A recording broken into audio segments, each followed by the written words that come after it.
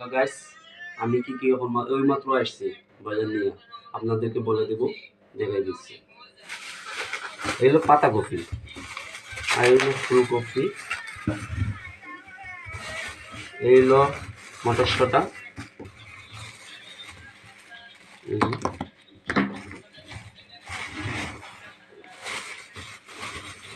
হলো কাঁচামরিচ,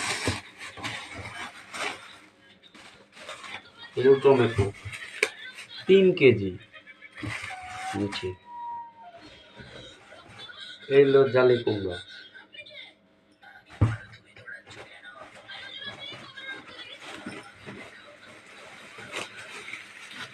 ছিল বেগুন,